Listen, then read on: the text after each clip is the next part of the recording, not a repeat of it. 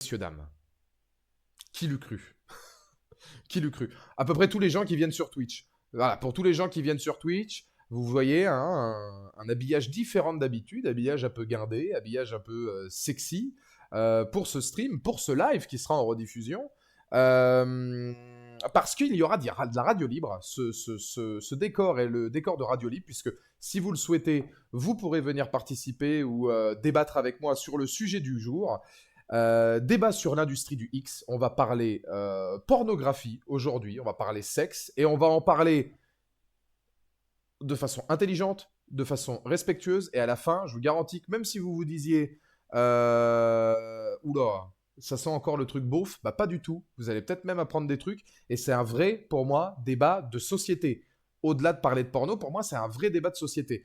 On va parler de l'industrie du X, basée d'une publicité que j'ai vue, je vous le raconterai évidemment après. L'industrie du X est-elle un fléau, ou est-ce que c'est plus ou moins le reflet de notre société, ou alors les divergences et ce qu'est devenu le porno aujourd'hui est-il le résultat, entre guillemets, de la décadence de notre société, ou en tout cas de la paranoïa que notre société peut avoir, ou est-ce véritablement quelque chose de dangereux?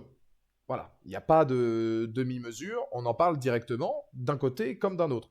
Je vais quand même resituer un petit peu le contexte avant. Parce que avant de vous parler justement de l'industrie pornographique, qui comme le dit Sebou dans le chat peut encore aujourd'hui être mal perçue, j'aimerais faire un tour, un sondage rapide, même si vous verrez qu'il faudra accorder énormément de nuances aux propos, parce que vous n'avez même pas imaginé, même pas idée, pardon, à quel point c'est plausible. J'ai essayé de mettre moins de 18 sur Twitch, je n'ai pas réussi à trouver comment faire en 2077. J'ai voulu avant le live, et au final, j'ai regardé sur internet comment faire, etc. Et putain, j'ai pas réussi à trouver la manip pour. Alors bon, bah tant pis. On est beaucoup moins que ce que je pensais, donc c'est pas grave. Tant mieux à la limite. Mais bon, dans tous les cas, la rediffusion sera sur YouTube. Bon, bah ça, après, c'est au bon vouloir. Hein. C'est au bon vouloir. Mais je vais le mettre dans le titre. Vous savez quoi? Je vais le mettre dans le titre. Parce que c'est vrai que j'ai pas réussi à le mettre. Donc on va quand même le mettre, histoire d'être effectivement un peu plus réglo. Parce qu'effectivement, en dessous de 18 ans, ce n'est pas un live pour vous. Nathan, tu peux d'ores et déjà tailler la route. Voilà, on a mis à jour le titre. Avant de vous expliquer le pourquoi de ce live, petit débat sur l'industrie pornographique et petit sondage. Qui dans le chat, dites-le honnêtement, trouve que la pornographie ou l'industrie porno ou le porno en règle générale est problématique? Simplement oui ou non. Ou dangereux. Parce qu'on va quand même, vous le verrez après, rapprocher ça notamment à quelque chose de l'ordre de l'addiction, voire de la drogue. Il faut savoir que le porno aujourd'hui, pour certaines personnes, c'est aussi dangereux et ça peut tuer tout autant que la drogue. On peut parler de drogue dure, etc. C'est aussi le principal sujet qui sera abordé. Et il y aura beaucoup de nuances, mais j'aimerais avoir vos avis. Je vois déjà qu'il y a des choses qui me font plaisir, c'est que vous êtes nuancés. Je vois du oui et non. Compliqué de dire oui ou non, c'est forcément à nuancer. Ça dépend de laquelle, ça dépend dans quelles conditions de production. Ça, je suis totalement d'accord. Ça peut oui, oui et non, oui et non, oui et non. On est tous d'accord sur le sujet. Peut-être problématique, mais pas mortel comme la drogue. On peut pas répondre oui ou non, c'est compliqué, mais j'irai plutôt vers non. On retient les résultats. L'industrie du porno, voire l'industrie du charme, l'industrie érotique. Vous seriez curieux de savoir ça existe depuis quand. Je crois que le titre du film, c'est La couche ou le coucher de la mariée, est considéré comme le premier film érotique à être sorti, ou en tout cas qui a des notions érotiques. C'était avant les années 1900. C'était au tout début du cinéma, qui, je le rappelle, a été créé en 95. Avant même que le cinématographe et le cinéma soient créés en tant que tels. On en parlait tout à l'heure avec Anna Klusmos au niveau des créations de Thomas Edison, etc., qui n'était pas le cinéma, mais qui avait quand même travaillé sur quelques similitudes, on va dire, même si c'était pas le cinématographe tel qu'on l'imagine aujourd'hui. Il y avait déjà des travaux qui mettaient en avant, entre guillemets, cette industrie du charme, ce système érotique. L'érotisme, le porno, le charme existent presque, on va dire, depuis la nuit des temps. Là, on parle de cinéma. On va pas remonter effectivement au niveau de l'Antiquité, les maisons closes, les images érotiques, les trucs, les machins, même si on peut faire un rapprochement. Là, on parle purement cinéma, puisque l'industrie cinématographique porno reste du cinéma.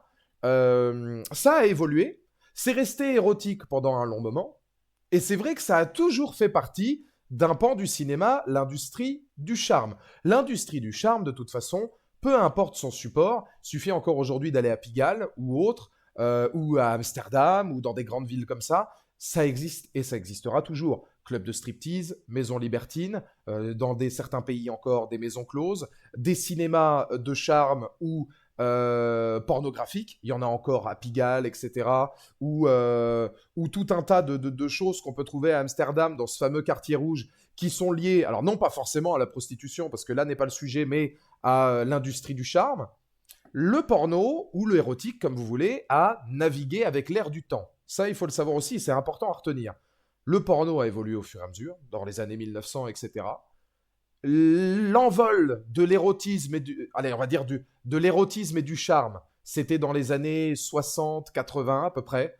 Pourquoi? Parce qu'on était en plein dans justement aussi une explosion entre guillemets sexuelle, les phénomènes de société, pas forcément le libertinage, mais les mouvements hippies, les trucs, les machins, forcément tout ça, ça a aidé à développer. Le premier film que l'on considère comme vraiment du porno explicite, ce qu'on appellera du porno hardcore, c'est-à-dire on n'est plus sur du film érotique comme vous pouvez le voir sur NT1, enfin Feu NT1 à l'époque, c'est pour vous dire à quel point je suis vieux, où c'était les fameux films érotiques, style Emmanuel, etc., ou même Clara Morgan en a fait, hein. On a beaucoup d'acteurs ou actrices X qui ont d'ailleurs fait juste du film de charme et érotique, qui sont les films, entre guillemets, mimés, c'est-à-dire que globalement, soit on ne filme pas l'acte érotique avec les parties génitales, etc., et c'est pas explicite, soit, à la limite, c'est truqué, c'est du charme et de l'érotisme. C'est la grande différence à mettre entre les deux. Emmanuel est passé au cinéma, bien sûr, mais à cette époque-là, le cinéma était très friand de ce genre de sujet. On va même revenir après, avec notamment Gaspard Noé qui fait Love ou Lars von Trier qui fait Nymphomaniac. Le porno est toujours au cinéma aujourd'hui. Alors après, il faut redéfinir ce qu'est le porno. Est-ce que Nymphomaniac de Lars von Trier est un film porno? Pour moi, non. La vie d'Adèle, c'est pas un film porno. Love de Gaspard Noé, c'est déjà un petit peu plus compliqué.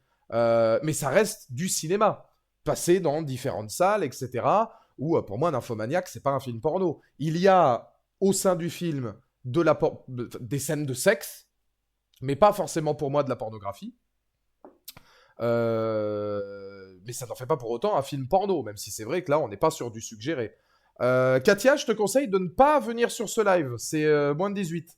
Voilà, là, c'est vraiment le live par excellence où globalement, c'est pas une bonne idée. Donc je te laisse y aller, sinon ça va ban jusqu'à demain, hein, parce que là, globalement, on est, voilà, c'est un live qui est sérieux, mais non, c'est pas pour les mineurs. Donc voilà, c'est sans rancune, hein, mais là pour le coup, je préfère privilégier aussi la logique. Comment va mon zèle? Chérie, on organise un mariage, pas un dépôt de bilan, du caviar. Pourquoi? On invite le tsar, on a du fromage, des crackers, c'est un assortiment d'apériboule. Le mot apériboule est exceptionnel. On a du fromage, des crackers, c'est un assortiment d'apériboule.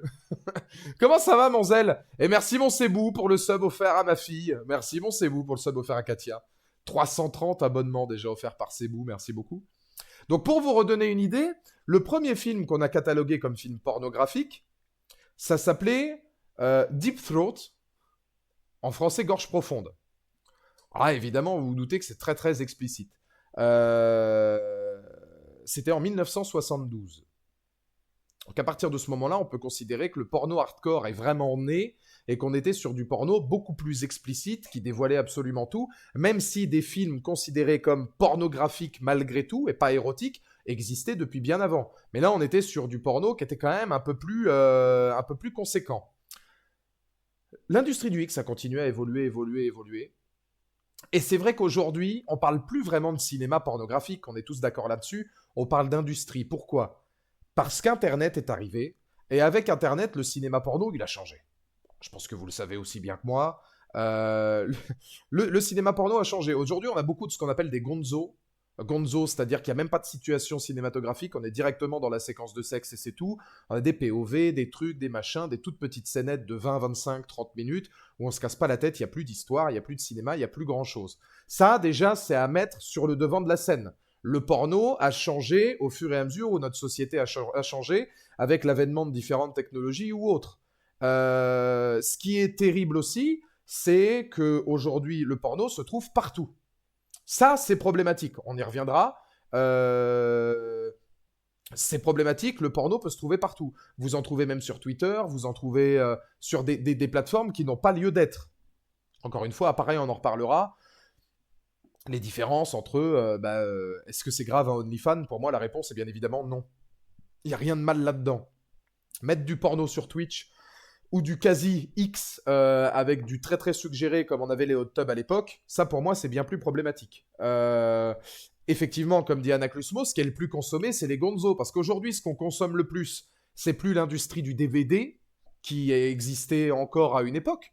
Les DVD pornographiques, ça se vendait encore à une époque. Moi, quand j'étais tout petit, au sommet des étages, quand je cherchais évidemment des films tels que Jurassic Park, La Mouche ou autres, bah, je voyais bien au sommet là tous les films de Huck avec leurs tranches, etc. que je ne regardais pas parce que je n'avais pas l'âge. Mais je voyais bien que ça existait encore. Ça, aujourd'hui, ça s'est quasiment perdu. Les magazines pornographiques se vendent de moins en moins, ça existe encore, mais moins. Parce qu'il faut savoir que le porno aussi s'étudie dans plein de sphères différentes. On a le magazine, on a l'internet, on a le cinéma, on a le support DVD, on a la littérature pornographique, faut le dire aussi. Littérature érotique ou même parfois pornographique, ça existe aussi. Mais là, on va se focaliser sur le cinéma. Les magazines existent encore, mais forcément sont moins lus, en tout cas je l'imagine, parce qu'à un moment donné, maintenant, on trouve tout de suite. Parce que c'est vrai que l'avènement de la société, des technologies, d'Internet, etc., fait que tout est, trouvable très vite. Donc, effectivement, le porno a changé. La question est donc, au fur et à mesure où on a retravaillé un petit peu ce porno-là, une question s'est posée de plus en plus avec des trends sur les réseaux sociaux. Alors, on a mis ça aussi d'un point de vue de santé, d'un point de vue musculation, d'un point de vue là. Le porno est un fléau. Voilà, le porno est un fléau à éradiquer. Ça provoque des addictions, des ceci, des machins, des oula, et c'est un diable absolument à obscurcir et à bannir à tout prix de nos vies. C'est aujourd'hui l'opinion commune que les gens veulent nous donner. Moi, je ne suis pas du tout d'accord. Je ne suis pas du tout d'accord. Non pas parce que, alors moi je le dis très honnêtement, ça m'arrive d'être consommateur, non pas parce que je défends le porno, mais parce que je suis beaucoup plus nuancé, j'arrive à voir où sont les problèmes véritables du porno, et surtout, je trouve que l'industrie du charme, en règle générale, est importante. Ne serait-ce que pour, parfois, ceux qui le font, et pour ceux qui regardent. Mais ça, on y reviendra encore une fois après. Le porno est un fléau, il assombrit la société, rend faibles les hommes. Il suffit de voir qui a créé le monde du porno, des pédophiles qui avaient, par exemple, Aleister Crowley, voilà tout. Mais je ne suis pas du tout d'accord. Alors après, sur le fondement de certaines choses, mais le porno est affaiblant, il assombrit la société et rend faibles les hommes. En tant que consommateur de porno, je ne me considère pas faible, Ronaldo. Je suis désolé. Alors, dites-moi dans le chat s'il y en a des gens qui en regardent de temps en temps. Parce que là, pour le coup, c'est typiquement le genre de message qui manque absolument de nuances. Mais c'est bien, parce que ça va permettre justement de décrypter les choses. Quels sont les vrais problèmes du porno? Avant de décrypter, en fait, ce qui correspond à simplement de l'industrie du charme. Il faut le dire. Il y a l'industrie du charme et il y a le fait de, voilà, le puritanisme qui s'installe, comme dit Orajet, où je pense qu'en 2026, c'est de plus en plus bon ton de cracher là-dessus. Ce qui est quand même très paradoxal parce qu'on est dans une société où aujourd'hui, on essaie de faire en sorte que l'humain s'émancipe et s'assume pleinement. Voilà, on est d'accord ou pas là-dessus? On est en 2026 sur le moi avant tout, la découverte de mon corps, des trucs, des machins, l'acceptation. Mais en même temps, on devient hyper puritain, c'est-à-dire qu'on peut pas trop aller, voilà, on peut pas aller trop loin. Donc moi, je suis entièrement d'accord sur ça. Quels sont les vrais problèmes du porno? Il y en a. Le principal problème du porno, c'est son accessibilité. L'accessibilité au porno aujourd'hui est un fléau pour les mineurs, pour les jeunes.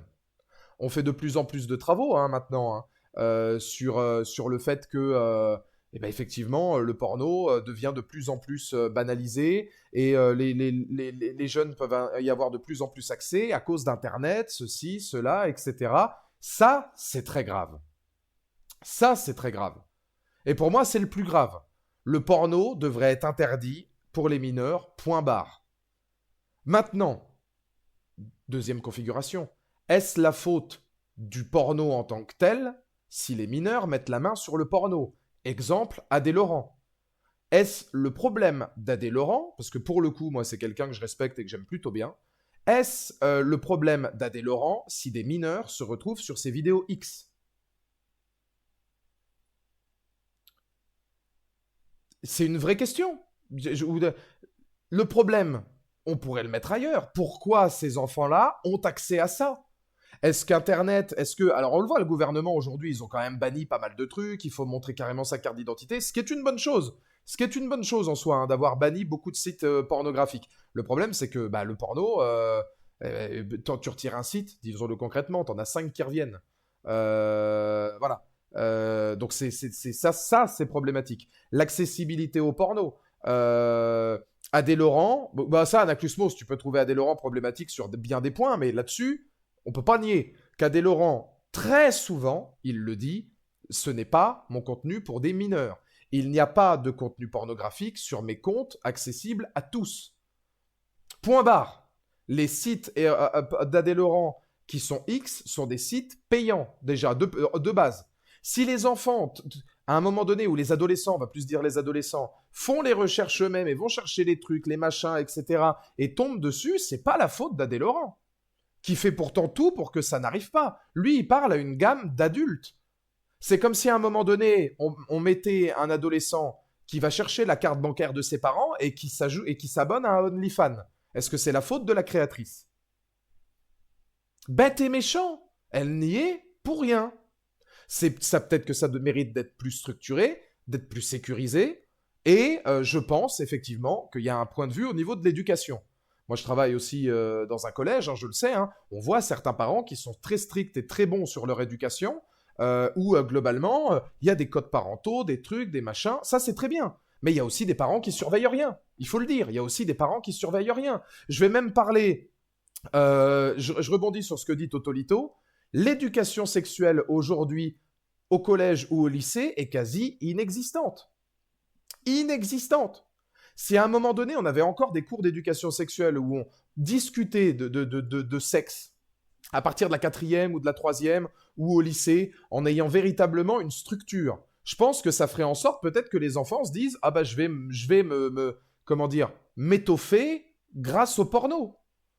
Puisque tu aurais déjà l'accès en règle générale avec le côté positif et négatif. Pour moi, le problème, c'est l'éducation. Ça peut être l'éducation nationale qui ne parle pas assez de sexe, je pense, dans un point de vue qui est acté. Et c'est aussi tout simplement l'idée que c'est aussi aux parents de surveiller. Même ce que raconte Adé Laurent, ou ce que racontent les comptes masculins ou les comptes de ce type qui sont sexualisants, voire objetisants dans les propos tenus, ces contenus devraient aussi n'exister que sur des plateformes spécialisées. Ça, je peux avoir tendance à être d'accord, Anaclusmos. C'est vrai que par moment, c'est tellement suggéré que ça en devient explicite et que tu te dis... En fait, c'est très... Encore une fois, il faut apporter de la nuance. Mais je suis assez d'accord avec toi. Quand on entend parler à Adé Laurent, les propos de base, par exemple, quand il va montrer « Regardez-moi cette petite Colombienne magnifique, les trucs, les machins », certains pourraient avoir tendance à dire « Mais en fait, cette nana-là, c'est quoi? C'est un objet? C'est un jouet? C'est... Et je peux comprendre les gens qui pensent ça, parce que le phrasé peut le laisser supposer, et n'est peut-être pas à mettre partout, et peut être à un moment donné mal interprété. Là où il faut nuancer le propos, c'est qu'il faut aussi écouter tout ce que dit Adé Laurent à côté. Quand il est avec Tom sur Snap, par exemple, ou alors qu'il fait des interviews ou autre, c'est le premier à encenser ces femmes-là en disant « c'est pas des objets, c'est pas des jouets, c'est des femmes, elles font ce qu'elles aiment, elles veulent aussi avoir des expériences, elles veulent découvrir leur corps, elles veulent faire certaines choses, etc. C'est parfois elles qui viennent, ceci, cela, parce qu'à un moment donné, elles veulent tout simplement prendre du plaisir et faire certaines choses, participer à cette industrie du charme, et elles en ont tout à fait le droit. Elles en ont tout à fait le droit. Je vais te donner un exemple, enfin 2 exemples, Anaclusmos, en espérant ne pas me tromper, parce que c'est 2 personnes que j'aime beaucoup, c'est Katsuni et Clara Morgan. Me semble-t-il que Katsuni et Clara Morgan, quand elles ont commencé un petit peu dans le X, c'était à peu près pour les mêmes idées qui étaient plutôt se découvrir. Il y avait une forme de je vais dans le porno pour me découvrir un peu ma sexualité. Clara Morgan, par exemple, elle n'a couché qu'avec, dans sa carrière porno qu'avec 2 hommes, dont son mec. Donc il n'y a rien de enfin, il y a rien de vraiment, tu vois. C'est plus que chill. C'était là pour le coup vraiment du charme. Regardez aujourd'hui ce qui est devenu Clara Morgan. C'est une icône de l'industrie du charme. Mais au niveau de. Elle a fait très peu de porno, mais elle fait aujourd'hui pas du burlesque, mais du cabaret. Elle a toujours ses calendriers où les photos, c'est ultra travaillé, etc. C'est giga respectable. C'est devenu une icône d'ailleurs maintenant de l'univers de la mode, de la femme en règle générale, etc. Et tout ce qu'il y a de plus comment dire, légitime et tout à fait respectable. Katsuni aujourd'hui, elle a eu une carrière dans le porno qui était bien plus grande, mais je crois pareil que c'était sur une volonté de se découvrir, de découvrir sa sexualité, son corps. Il me semble même qu'avant le porno, j'avais regardé des interviews, elle se disait assez réservée. Donc c'était une histoire aussi de quête de soi. C'est une artiste, Clara Morgan, mais bien sûr. C'est une artiste, Clara Morgan. Mais quand tu fais du cabaret au point où elle en fait, bien sûr que c'est une artiste. Tu peux faire ça dans le privé, découvrir ta sexualité en faisant du porno. Bah oui, mais tu peux le faire aussi en faisant du porno. Et là, après, Manon, tu vois ce que je veux dire, c'est que ça n'appartient qu'à toi. Ça n'appartient qu'à toi. C'est-à-dire que tu peux découvrir ta sexualité normalement, tout seul, ou en faisant du porno, ou en créant un OnlyFans pour juste faire des photos de charme, mais qui on est, nous, pour juger? On peut pas juger, c'est leur souhait. C'est leur souhait. Il n'y a pas, moi, je trouve, de problème. Oui, mais quand un ado tombe sur les propos d'Adé Laurent, il n'a pas le recul pour faire les nuances. D'où le problème que l'éducation, et notamment l'éducation nationale, devrait rapporter l'éducation sexuelle à la balance. Parce que si tu avais des gens qui, à un moment donné, parlaient d'éducation sexuelle et mettaient concrètement le débat qu'on est en train de faire là, je pense qu'ils seraient plus de nuances, les jeunes. Je ne même pas des Hitchens qui dictent des règles de comme. Oui, mais alors là, ça, c'est encore autre chose. Ça. On est très loin du sujet de base. Mec, t'expliques si une fan fait tel ou tel truc. Oui, non, mais ça, moi, je cautionne pas du tout. Ça, moi, je cautionne pas du tout. Là, moi, pour le coup, Anaclusmos, je suis entièrement d'accord et je cautionne pas du tout. Mais là, on fait pas partie de l'industrie du porno. Puis alors là, moi, ce que lui peut penser, ça m'intéresse pas particulièrement. Merci, mon Sebou, pour le sub offert à Aurajet. Merci beaucoup. Comment ça va, mon flacouille? Donc, voilà. On peut sensibiliser les jeunes, mais pas sexualiser la jeunesse. Bien sûr, mais sensibiliser, c'est avec des cours d'éducation sexuelle. C'est ça le truc. On parle de cours d'éducation sexuelle. On parle pas de sexualisation de la jeunesse. Ça n'a rien à voir. Tu vois, Ronaldo, enfin j'espère que je me suis bien fait comprendre là-dessus. Moi, c'est les aider, les guider, les sensibiliser ce dont je parle. Et effectivement, ça peut apporter de la nuance sur tel ou tel propos. Prenez donc Katsuni, aujourd'hui, elle aide les couples, elle est dans la psychologie, c'est quelqu'un qui a fait beaucoup d'études, loin d'être con, hein, Katsuni, elle a fait énormément d'études. Elle aide les couples dans leur sexualité, dans la psychanalyse. Il me semble même aussi qu'elle faisait des massages de la sophrologie ou ce qui peut s'apparenter à de la sophrologie, des choses comme ça. C'est une nana qui a eu une carrière dans le porno qui a été immense, mais aujourd'hui, regardez, c'est aussi maintenant, quasiment plus personne ne parle de Katsuni là en 2026. Quand ils veulent parler de ce qu'elle fait là maintenant, comme oui, bah ça restera toujours une porn star. La plupart des gens qui la connaissent savent tout ce qu'elle fait maintenant depuis. Cinéphile de fou d'ailleurs, Katsuni. Elle tourne des courts-métrages, etc. Prenez Abella Danger. Vous connaissez mon amour pour Abella Danger. Abella Danger, il faut savoir qu'après sa carrière X, elle est retournée à la fac pour terminer ses études, pour être dans le droit. Ce qui est quand même, à un moment donné, ce qui est quand même très fort, je trouve. De finir d'aller là-dedans, et puis de dire, j'ai fait tout ce que j'avais à faire, j'ai apprécié participer à l'industrie du charme. Alors après, on verra évidemment ce qu'il y aura par la suite, parce qu'il y a différents types d'industries, c'est le deuxième point négatif. Mais aujourd'hui, elle a complètement réussi son coup. On va parler comment dire? On va parler d'un autre point qui est justement l'après. L'un des deux points, je pense, qui est négatif dans l'industrie du porno, c'est le regard des ex-actrices aujourd'hui. Ça, pour moi, c'est vraiment problématique. Je vais vous donner deux exemples qui sont deux exemples français, j'en parle assez souvent. Nikita Bellucci, Lisa Del Sierra. Nikita Bellucci, après sa carrière porno, elle l'avait dit dans plusieurs interviews, ça lui était déjà arrivé de se faire cracher dessus dans la rue par des mecs, soi-disant parce que de toute façon, elle s'était, entre guillemets, excusez-moi d'être trash, tellement fait cracher à la gueule que c'était pas gênant. Est-ce que c'est de la faute de Nikita Bellucci ou de l'industrie du porno si à un moment donné on a ce genre de fils de pute? Je suis désolé, j'espère quand même que certains vont pas défendre ces types. Lisa Del Sierra, elle a passé tous ses concours, elle a fait absolument tout ce qu'elle pouvait. Elle a réussi à devenir infirmière, je crois. Elle était infirmière ou aide-soignante dans des hôpitaux.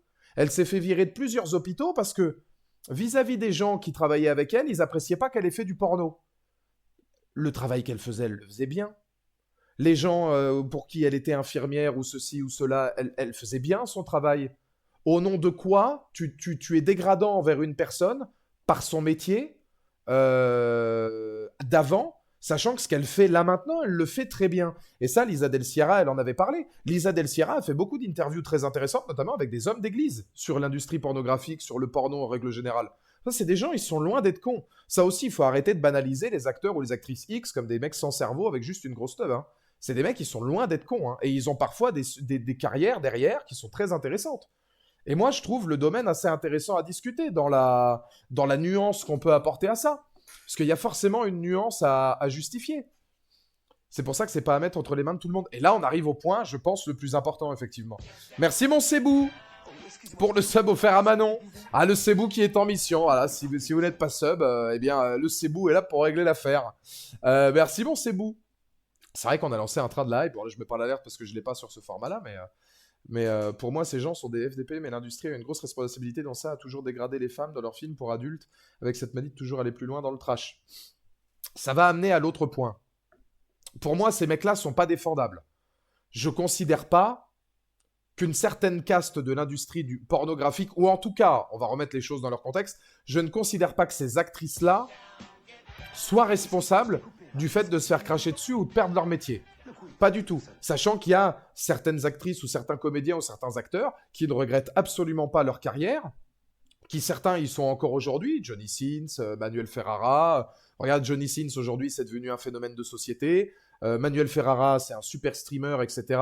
Puis lui, quand vous l'écoutez parler de toute sa carrière, c'est hyper intéressant. Et merci encore, mon Cébou, pour le sub offert à Ronaldo. Mais ce n'est absolument pas de la faute de ces gens-là si à un moment donné, on a des détraqués.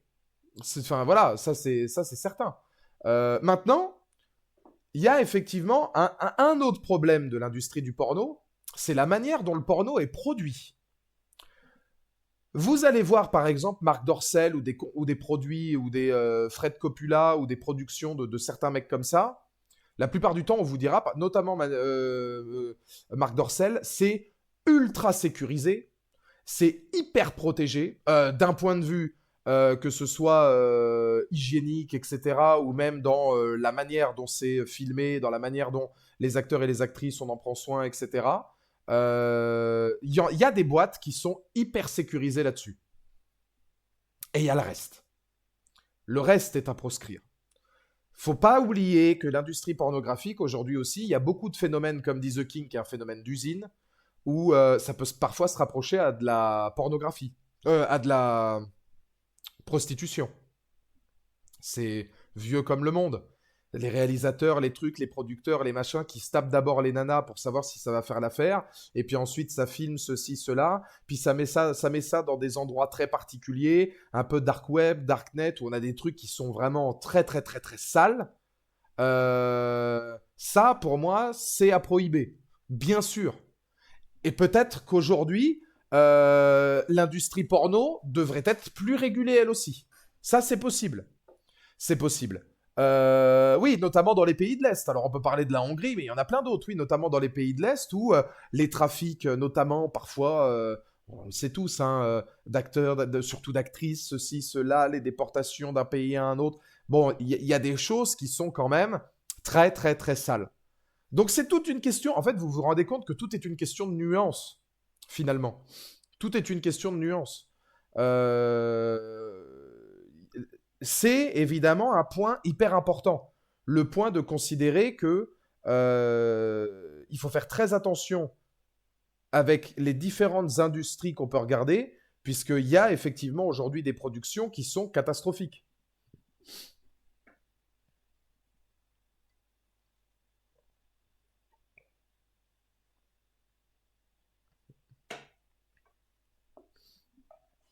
Moi, je suis d'accord. Anaclusmos qui dit après, il y a d'autres genres qui sont créés où le genre féminin est pas dégradé. Il y a du porno soft.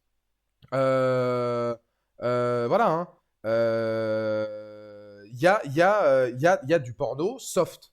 Il y a du porno où globalement, on fait. Alors ça existe encore, même si c'est moins présent. Il y a du porno soft et il y a encore aujourd'hui du porno plus, on va dire, qui mise encore un peu sur l'érotique, qui mise encore un peu sur le cinéma. De moins en moins, mais il n'est pas mort. Mais oui, effectivement, il y a du porno qui ne dégrade pas ni l'homme ni la femme. Mais effectivement, c'est peut-être pas celui-là qui est le plus vu. Et si c'est pas celui-là qui est le plus regardé, c'est en aucun cas la faute de l'industrie qui tente quand même de les faire.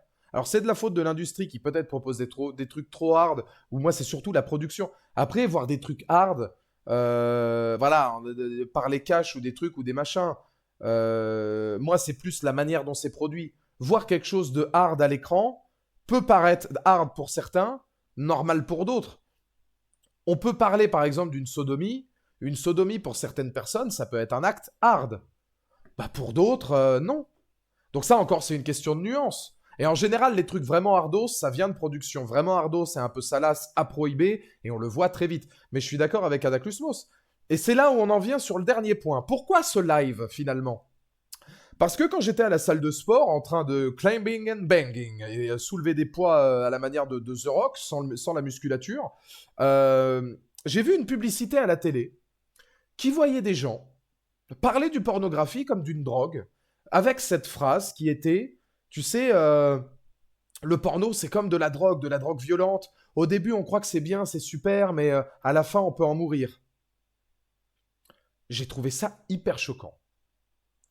J'ai trouvé ça hyper choquant et je continue à le dire, je trouve ça hyper choquant. Mettre aujourd'hui l'industrie pornographique au même titre que de l'héroïne, de la cocaïne ou des spaceballs ou des trucs comme ça, je trouve ça hyper choquant.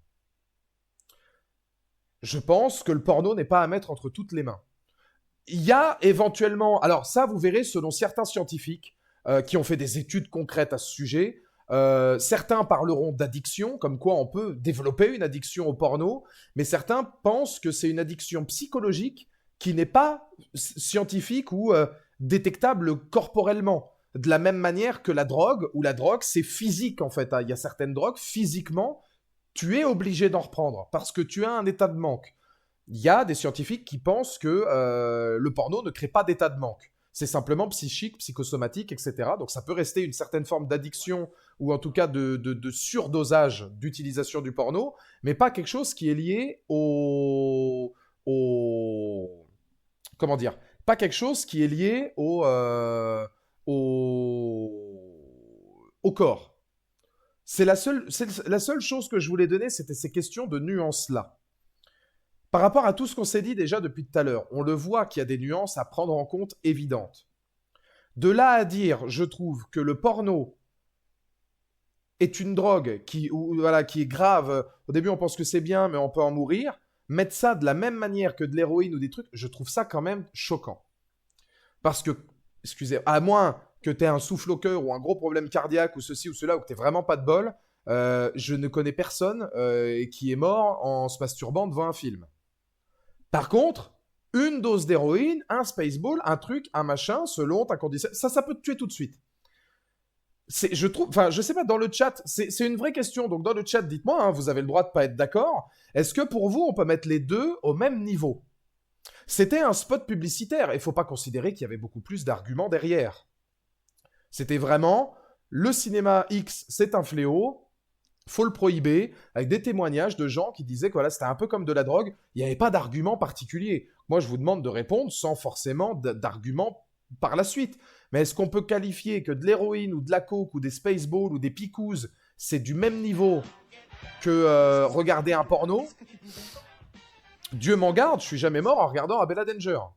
Mort d'amour, peut-être, mais c'est tout. Merci mon Sebou qui offre le sub à Paléo. Merci beaucoup. Après, moi, je suis honnête. Je suis quelqu'un qui nuance fortement son propos, parce que vous l'avez vu, hein, vis-à-vis des jeunes, vis-à-vis de la manière dont les productions sont faites, vis-à-vis de entre quelles mains il faut le mettre, même à l'âge adulte, vis-à-vis des malheureusement déboires que peuvent avoir certains acteurs ou actrices après leur carrière, qui sont malheureusement terribles et qui sont dus à certaines personnes qui, voilà, comme je vous avais dit pour Nikita Bellucci ou autres, il y a beaucoup de choses à prohiber. Moi, je le revendique, je suis quelqu'un qui aime en règle générale le monde du charme. J'aime, mais tout est relatif. Par exemple, je suis quelqu'un qui aime les clubs de striptease. Je pense que ça choquera personne parce que dans le chat, vous le savez à peu près tous. Moi, je suis quelqu'un qui aime l'ambiance d'un club de striptease. Euh, avec des nuances. Il y a club de striptease et club de striptease, et j'en ai fait beaucoup. Le club de striptease, comme j'ai pu avoir l'occasion de faire plusieurs fois, notamment à la Nouvelle-Orléans, ou à Paris, ou dans certaines villes comme ça, qui sont assez grandes, où tu vas dans quelque chose, où tu vois quand même que c'est très très très sécurisé, que c'est très encadré, que c'est pas glauque, que ça discute, que la musique est plutôt bonne, que les nanas qui sont avec toi prennent du plaisir aussi à parler avec toi, parce qu'il faut considérer aussi une chose, pour ceux un peu étroits d'esprit, une stripteaseuse n'est pas une pute. C'est pas une salope non plus. J'ai fait suffisamment de clubs de striptease pour vous dire quelque chose qui est, il y a beaucoup de stripteaseuses qui font ça parce qu'elles aiment le milieu du charme, elles aiment la danse, elles font du pole dance, elles sont naturellement là-dedans, et ça m'était arrivé plusieurs fois à la Nouvelle-Orléans par exemple, euh, où elles viennent discuter avec toi et si à un moment donné elles loupent des lap dance ou alors leur show principal sur la main stage ou des danses privées avec certaines personnes, qui est quand même l'objectif, hein, c'était de ramener un petit peu d'argent dans la caisse de la boîte, si elles apprécient ta compagnie, parler avec toi et que c'est une discussion entre deux êtres humains, c'est important de rappeler le mot être humain, et c'est totalement civilisé, c'est totalement sécurisé, c'est hyper encadré. Et ça, c'est super. Et il y a le mauvais club de strip, malheureusement, que j'ai déjà fait aussi, où je me suis barré très vite parce que j'aimais pas l'endroit. Il y en a en Belgique, par exemple, où là, globalement, t'es limite pas loin de la passe. Et écoute, si à un moment donné, tu sens que ça peut virer à la prostitution, on n'en est pas très loin. Ça, non, ça, c'est pour moi, ça, c'est pas un club de striptease. Club de striptease, moi, j'ai fait à Los Angeles, j'ai fait à Las Vegas, j'ai fait à la Nouvelle-Orléans, j'ai fait à Paris, j'ai fait à Amsterdam. Pareil, Amsterdam, très sécurisé. Voilà, c'est presque ouais, c'est presque ambiance bar. Oh oui, j'en ai fait plusieurs, hein, j'en oublie sûrement, c'est comme tout, il y a de la nuance. L'industrie du charme, pour certains, ça va être glauque quoi qu'il arrive. Pour d'autres, ça peut avoir, moi, je ne suis pas contre l'industrie du charme parce que j'arrive à avoir la nuance de savoir ce qu'il faut regarder ou autre, de m'intéresser quand même à la structure, parce que je pense malgré tout que l'industrie pornographique ou l'industrie du charme, c'est un milieu intéressant. Je pense que si vous êtes là ce soir dans le chat, c'est que ça vous intéresse, j'imagine. Donc, même en bien ou en mal, peu importe nos divergences d'opinion, c'est intéressant. Au moins de discuter de ça, de discuter de l'histoire de l'industrie porno, de son évolution, de comment... Ça, c'est un pan du cinéma, qu'on le veuille ou non. Et puis, l'industrie du charme, elle a été omniprésente pendant un très long moment, elle le sera encore, sous différentes formes. Playboy, le magazine Playboy, magazine le plus culte du charme qui soit, c'est un magazine culte, carrément utilisé dans la série Malcolm. Sauf que Playboy, au début, ça pouvait être tendance à être un peu... Ça, c'est peut-être la société qui évolue. À être dans le charme, dans le plus suggéré. Ça peut être du nu intégral, mais avec des vraies photos artistiques. Ça change ce genre de magazine à des magazines où tout simplement, t'écartes les cuisses et puis c'est tout, puis c'est plié. Donc ça n'a aucun intérêt. Donc clairement, ça n'a aucun intérêt. Pour les jeunes, évidemment qu'il faut faire attention au porno. C'est la première chose que j'ai dit, c'est ça. C'est les jeunes, moins de 18 ans, non, pas du tout. Il faut pas. Mais considérer que les clubs de striptease, c'est des bars à putes, c'est faux. Et considérer que les clubs de striptease, c'est que des endroits malfamés, glauques, machin, il y en a, oui, mais pas tous. Comme le porno, il y a du bon porno, très sécurisé, ultra encadré. Il y a du porno qui est presque, oui, de l'ordre de la prostitution et de choses qui sont terribles. Mais c'est comme ça pour tout. Il faut apporter de la nuance pour tout, je pense. Alors, je vais relire un petit peu vos messages. Tac, tac, tac, tac, tac. Non, je suis d'accord avec toi, le risque n'est pas du tout le même. Et le premier problème, c'est plus le respect envers la femme et la disponibilité pour les mineurs. Le reste, c'est propre à chacun. Dans 99% des cas, pas dangereux. Je suis d'accord, ça dépend, encore une fois, à qui tu le mets, enfin, entre les mains de qui tu le mets. Mais encore une fois, j'ai une nuance à apporter là-dessus. Dans le chat, qui trouve que le porno est dégradant pour la femme? Spontanément, hein. Pour vous, c'est dégradant. C'est pas. Voilà.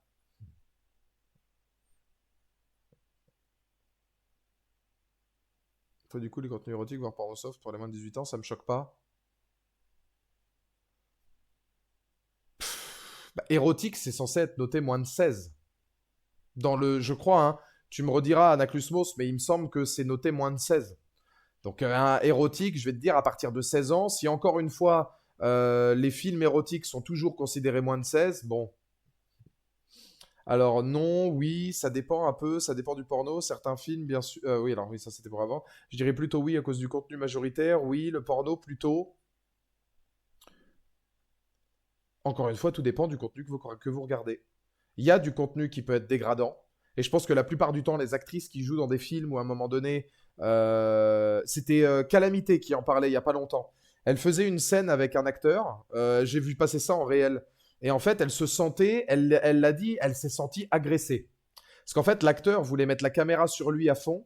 Il n'était pas d'accord sur les conditions de tournage. Donc, il prenait tout le spotlight pour lui. Et puis, en fait, il gérait tout que pour lui-même. Ça avait aucun intérêt. Et elle s'est sentie agressée. Et comme il était plus fort, plus costaud, ceci, cela, et qu'elle, elle était toute seule, bah, elle a rien pu faire pour l'en empêcher. Et elle a même pas voulu mettre le contenu sur les réseaux parce que forcément, elle trouvait que c'était. Voilà. Ça, c'est à éviter. Parce que pour cette nana-là, forcément, t'imagines derrière. En plus, me semble-t-il qu'elle disait que c'était dans les premières tapes qu'elle faisait. Ça, évidemment, que c'est des choses à prohiber totalement. Alors, je sais pas à quoi ressemblait cette vidéo, mais peut-être que l'image de la femme s'en trouvait dégradée. Encore une fois, tout est une question de nuance. Il y a du porno qui n'est pas du tout dégradant. Et il y a aussi cette configuration. Alors dites-moi dans le chat si au moins vous pouvez l'imaginer. Il y a des actrices pornographiques, encore heureux, qui adorent ce qu'elles font. Et qui en gardent, pour celles qui ont fini, de très bons souvenirs. Et certaines qui voilà, ne regrettent pas du tout et ont pris aussi, il faut le dire, bah, du plaisir dans les séquences ou autres, parce qu'il y a ce mythe vous savez, ils font semblant, ils prennent des produits, ils font ceci, enfin, mythe ou réalité, hein. Je pense que les deux se valent. Les deux sont probables. Merci mon soul pour le raid. Mais le... il y a aussi des actrices voilà, qui prennent du plaisir à faire ça et qui apprécient travailler dans cette industrie-là. Et c'est aussi à prendre en considération. Ce que certaines personnes pourraient trouver dégradant, peut-être qu'elles en gardent un très bon souvenir ou simplement elles ont pris du plaisir. Et quelqu'un comme Lily Phillips. Ah, Lily Phillips, c'est comme l'anglaise là, qui s'en était tapé 1000, je sais pas quel âge. Je suis pas pour, c'est du porno marketing. C'est du porno marketing. Manu qui fait pleurer Angela White parce qu'il a une super symbiose. Par exemple, mais ça c'est presque touchant. Tu te dis qu'il y a une alchimie. Manuel Ferrara, vous étiez très très attachés. Je crois qu'ils ont été en couple avec Katsuni. Et pour avoir regardé des séquences entre Manuel Ferrara et Katsuni, tu vois une alchimie qui est belle à voir presque. C'est-à-dire qu'à un moment donné, ça reste du porno, mais on va au-delà de ça. C'est-à-dire que tu sens l'alchimie, tu sens ce qui se passe derrière, ou globalement, il y a quelque chose en plus qui fait que ça devient ça devient du charme. Au-delà de la séquence porno, ça devient du charme, ça devient, peut-être pas utiliser le terme artistique, mais ça devient quand même quelque chose qui est de l'ordre du charme à l'état pur qui n'a rien de gênant. Je reviens sur Lily Phillips, pour moi comment j'ai dit ça du porno marketing. Voilà, pour moi c'est du porno marketing. C'est-à-dire on fait un coup de com, 124 heures, voilà. Vous me redirez dans le chat, je veux vraiment pas dire de conneries dans ce stream, mais il me semble qu'il y a un making-of. Alors, le truc est glauque. Là, pour le coup, là, c'est glauque, mais il y avait un making-of qui était sorti ou des propos qui avaient été tenus. Je crois que c'est la mère qui est rentrée dans la chambre qui disait que ça sentait une odeur, mais épouvantable. Vous imaginez bien pourquoi. Et je crois qu'au moment où elle a terminé le truc, Lily Phillips, elle s'est effondrée, elle s'est mise à pleurer en se disant putain, mais qu'est-ce que j'ai fait, quoi. Ça ne l'a pas empêché de continuer derrière sa carrière. Mais il y a quand même un coup où tu restes un être humain où tu te dis, pouah, tu vois. D'ailleurs, Lily Phillips, avec l'actrice anglaise dont je vous avais dit, là, il y avait la rumeur d'en avoir fait 1000, etc., en je sais pas combien de temps, elles ont fait des vidéos ensemble. Parce que bon, bah, ça devient aujourd'hui des phénomènes marketing. On parle aujourd'hui, par exemple, de OnlyFans. Pour vous donner un exemple aussi sur le porno ou autre. Qui trouve que OnlyFans, c'est négatif dans le chat? Parce que là, honnêtement, moi je reprenais l'exemple tout à l'heure, voir des hot tubs sur Twitch, ça me casse les couilles. Parce que voir des nanas à poil, comment dire, voir des nanas à poil dans une piscine qui attendent qu'un mec donne 50 subs pour à un moment donné écrire un nom sur un ibar, ça pour moi c'est hyper dégradant. Pour la femme en règle générale, et c'est de la prostitution presque passive. Alors qu'à un moment donné, tu fais pas l'acte, mais tu écris le nom de la personne et tu te dénudes contre de l'argent pendant un stream. Et c'est surtout une plateforme où ça n'a aucun intérêt. Twitch, ça n'a aucun intérêt de faire ça. Je sais même plus si ça existe aujourd'hui. Mais c'est justement, encore une fois, à nuancer. Voir des hot tubs sur Twitch, ça me débecte parce que Twitch n'est pas une plateforme faite pour ça, où chaque personne, même des mineurs, peuvent aller. OnlyFans, où est le problème? Je suis entièrement d'accord avec Edgy. C'est du contenu privé, la personne fait ce qu'elle veut. Vous savez, il y a des gens qui peuvent faire un OnlyFans et avoir 2 abonnés sur l'ensemble de leur vie. Bah, ça restera du contenu privé. Et si la personne décide à un moment donné de faire ça, et s'il y a une personne qui décide de s'abonner, bah qu'elle le fasse. Mais OnlyFans, ça peut être des photos de lingerie, comme disait Clara Morgan, des photos de lingerie, des photos de nus, des photos artistiques. Pour certains OnlyFans, bah, ça peut aussi être à un moment donné, comment dire, du contenu pornographique, mais c'est du contenu privé. Où est le problème? OnlyFans, j'ai vu un élu américain en Floride proposer une taxe de 50% à toutes les créatrices de contenu sans autorisation ou quoi, et le mec se fait applaudir. Oui, bah ça, c'est pas normal. Ça, c'est pas normal. C'est pas OnlyFans le problème, c'est la manipulation et le système autour. Bien sûr, c'est ce qu'on disait. C'est plus ou moins ce qu'on dit sur le reflet de la société ou les thèmes abordés aujourd'hui. Voilà. Mais c'est effectivement pour OnlyFans, moi je suis entièrement d'accord. Je suis entièrement d'accord, mais OnlyFans n'est pas un problème. Je vais vous dire, moi, un truc qui me pose un peu plus souci, c'est la manière dont aujourd'hui c'est banalisé. Alors, je sais plus comment elle s'appelle. C'est une créatrice de contenu sur Instagram et TikTok, etc., qui fait de... Alors, elle peut faire des trucs divers et variés, hein, mais la plupart du temps, c'est tourné autour du cul. Elle a aussi son OnlyFans où elle fait du porno avec son mec. Ça, j'ai rien contre. Mais je voyais, par exemple, sur Instagram et TikTok, qui, je le rappelle, sont ouverts pour tout le monde, cette nana-là qui filme son mec en train de l'embrasser dans la nuque. Et là, genre, elle est comme ça, et puis ensuite, elle ramasse un truc. En fait, c'est une culotte qu'elle essore à fond, genre en mode, le mec, il m'a mis fontaine juste comme ça. Je me mets dans la tête des enfants encore. Vous voyez ce que je veux dire? Dans la tête des ados. Il y avait quand même encore une vidéo de cette nana-là, où elle était, la seule raison pour laquelle je vais à Ikea, elle choisit des douches, elle s'agenouille, elle se met les cheveux comme ça, puis elle regarde d'un côté de l'autre, genre en mode, est-ce que je suis à la bonne taille? Vous vous doutez bien de pour faire quoi? C'est sur Instagram et TikTok. La banalisation de ce genre de choses me pose problème. Parce que là, on est sur un support qui, à un moment donné, ça n'a rien à faire là-dessus. Parce que pour revenir sur ce que disait Anna Klusmos, on n'est plus sur les propos d'Adé Laurent, là. On est dans quelque chose de beaucoup, beaucoup, beaucoup plus grave. Beaucoup plus explicite. Et ça, maintenant, il y en a partout. Alors, je vais même pas considérer Twitter, etc., où là, pour le coup, il y a du porno tout court. Alors ça, c'est lunaire aussi. Tu puisses trouver du porno sur Twitter, c'est lunaire. Mais tu vois, tu ferais des petites scénettes comme ça. Parce que moi, j'ai rien contre. En vrai, c'est drôle. Les scènes comme ça et tout, à partir du moment où, voilà, t'aimes un petit peu le sexe, t'es plutôt ouvert d'esprit, les petites blagues beaufs dans ce genre-là, moi, j'ai rien contre. C'est l'endroit où c'est fait. C'est l'endroit où c'est fait, c'est la plateforme où c'est fait qui me pose problème. Ça devrait pas être autorisé. Par contre, tu fais des petits trucs comme ça sur une plateforme dédiée où il y aurait ça sur OnlyFans ou un truc ou un machin, bon, ça me pose aucun souci. À la limite, créer un réseau social exprès pour ça, mais ultra sécurisé, en dessous de 18 ans, interdiction totale. Et alors, là, tu mets carrément des amendes ou des trucs ou des machins où tu checkes à mort pour voir si c'est pas des faux comptes ou des trucs. Bon, alors là, vous faites ce que vous voulez. Ou alors tu le spécifies en contenu 18+, visible que par des majeurs. Bah oui, mais dans ce cas-là, tu baisses grave ton audience. Ils sont pas cons, hein. Mais je suis d'accord avec toi. C'est du pareil au même pour moi, un ado qui voit une vanne de culotte sur Insta, c'est pas plus dangereux qu'un des Laurent qui sexualise une femme avec des propos crus, et je parle même pas des contenus masculins. Oui, mais les contenus masculins, c'est hors sujet, c'est pas tout à fait pareil. Et moi, Adé Laurent, je trouve ça moins problématique que, je sais pas, moi, une nana. Enfin, j'en vois des trucs comme ça, mais il y en a plusieurs qui font les trends du coup. Mais t'as un truc qui met, tu sais, t'as au début une photo POV. euh, la plupart du temps, les gens pensent que l'alcool me fait vomir versus ce que l'alcool me devrait vraiment faire. Et puis t'as juste un plan sur le visage et puis le dessus de la nana à poil qui, comme si elle se faisait prendre en levrette. Tu vois ça sur Insta et TikTok. Ben, je trouve ça c'est dégradant, tu vois. Et encore, vous voyez, il y a encore de la nuance. Qu'à un moment donné, ah bah si, ça existe, hein, voilà, tu tapes sur Instagram ou TikTok, ça existe. Qu'à un moment donné, l'alcool ait des effets ou ceci ou cela, on s'en fout, c'est pas le problème.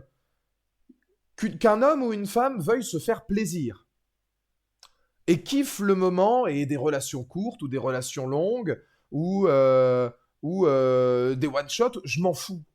Je m'en fous. Je vais jamais, moi, faire partie des gens qui considèrent que, bon, moi qui, à 32 ans, moi, je ne considère pas avoir un body count élevé. Qu'est-ce que c'est un body count élevé? Quand tu vois le body count d'Adé Laurent, ça, c'est un body count élevé. Moi, je considère même pas que 100, ce soit un 100 ou plus. Pour moi, c'est même pas un body count élevé. Ça dépend de comment tu as vécu, ça dépend si tu as eu des relations longues, ça dépend si tu n'as pas eu de relations longues, ça dépend l'âge que tu as, ça dépend la manière dont tu vois les expériences que tu fais. Moi, je veux dire, une nana qui a 70 de body count, jamais je la juge. Déjà. Ça peut être 70 de body count, mais où à chaque fois elle s'est respectée, elle a été ultra safe, préservatif, les trucs, les machins, elle a passé un bon. Voilà, le libertinage, je m'en fous. La vérité aussi, il y a des gens, ils font ce qu'ils veulent. Ça, du moment que c'est dans leur sphère, ça me pose pas de problème. Et moi, j'aime pas qu'on traite ces nanas-là de putes, tu vois, parce que ça n'a aucun rapport.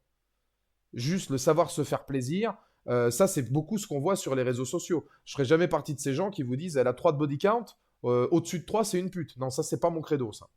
Et il y avait une phrase qui était. Je sais plus qui disait ça, mais j'avais vu un contenu là récemment, parce que quand je m'étais intéressé à tout le live de ce soir, j'avais fait 2-3 recherches pour voir un peu ce que les gens en disaient. Il y avait des psychologues qui disaient que, par exemple, et c'est un élément qu'on peut mettre en exergue, certains pensent qu'avoir une nana dans sa vie qui a 70 de body count, c'est pas bien. Voilà. Il y a des gens qui vont dire non, moi jamais je me mets en couple avec une nana qui a 70 de body count. Contre-exemple, une nana qui a 70 de body count et qui se dit à un moment donné tiens, regarde, toi, tu seras le dernier. Pas forcément parce que sexuellement t'es le meilleur ou ceci ou cela, mais parce qu'il y a une alchimie, il y a un truc en plus. Il y a quelque chose qui fait qu'à un moment donné, il y a de l'amour, il y a de la passion, il y a une volonté de se poser, de se ranger. Une nana qui s'est dit j'ai bien profité, bon j'ai eu 70 mecs, mais c'est avec toi que je décide que ça se termine. Bah moi je trouve ça vachement valorisant. Et je trouve ça presque beau dans l'idée de se dire c'est un couple qui peut potentiellement commencer sur des bases qui sont légitimes. C'est-à-dire que les deux ont bien profité, mais c'est avec l'un et l'autre qu'ils ont décidé de dire maintenant stop. A contrario, une nana qui a 3 de body count. Ou un mec, ça marche aussi dans les deux sens, bien sûr. Un mec qui a 3 de body count. Conte de fées, presque. Non, mais c'est... tu dis les terres... Non, mais à un moment donné, ça peut être homme ou femme. On n'est pas dans un monde de bisounours. Évidemment qu'une nana qui a 70, ça se trouve, ça va pas marcher. Mais dans l'ordre d'idée, un homme ou une femme qui a 3 de body count, pas de problème. Qui vous dit qu'au bout de 10 ans, il ou elle va pas être là en mode « Oh, j'en ai connu que 3. Putain, je me fais chier. Lassitude. Crise de la quarantaine. Manque d'expérience. Envie de tenter autre chose. Rattraper le temps perdu. » Et là, mon pote, pour sauver le couple, c'est compliqué. Parce que je le dis, les relations de couple, le plus dur, c'est le sexe. Ce qui maintient un couple, c'est le sexe. L'amour, les trucs, les machins, l'osmose, d'accord, ça c'est indéniable et c'est ultra important. Mais ce qui va faire que le couple dure toute une vie, c'est le sexe. La symbiose avec laquelle ils sont en accord avec le sexe. Pas forcément parce qu'ils kennent 2 fois par jour, Pas forcément parce qu'ils cannent une fois par... mais parce qu'ils sont en adéquation avec ce qu'ils veulent. Premier degré, j'ai jamais été aussi brillant que ce saut. Il faut vraiment que je parle de cul pour enfin me dire, j'ai une révélation, en fait, je suis pas si bête. Franchement, hein, ça fait combien de lives où on se dit on est au fond du trou et vraiment c'est à chier. Et il faut vraiment qu'on parle de porno pour que même moi je suis en train de me dire, c'est vachement bien ce que tu dis. Il y a des gens, ils sont nés pour parler de cul, qu'est-ce que vous voulez que je vous dise? Mais pour moi, c'est des réflexions où, encore une fois, il y a de la nuance. Tu peux avoir une nana ou un mec qui a 70, un mec ou une nana qui a 3, ça ne garantit pas que ton couple va durer. Mais pourquoi, du coup, tu dénigres celle qui a 70? C'est quoi le projet? Je vais relire un peu vos messages. J'ai jamais compris ce genre de choses, c'est censé être personnel. Les gens qui parlent de leurs exploits sexuels, surtout pour se la péter, est un manque de respect pour le ou la partenaire. Je suis assez... Oui, je peux l'entendre. Oui, oui, je peux l'entendre. Il y a l'art et la manière de le dire, mais oui, c'est un argument que je peux pleinement entendre, oui. C'est vrai qu'en soi, il y a des gens qui considèrent que ça fait partie de leur jardin et que personne n'est censé à savoir ou apprendre à part eux. Et c'est totalement légitime. Euh, Vaut mieux qu'elle ait un gros body count avant plutôt que pendant et en même temps que quand elle est avec toi sans que tu le saches. Ah oui, mais ça s'appelle tromper la personne. Alors évidemment, c'est chiant. Oui, oui, enfin, oui. Alors, au cas où, tromper, c'est pas bien. Oui, ça... Autre débat.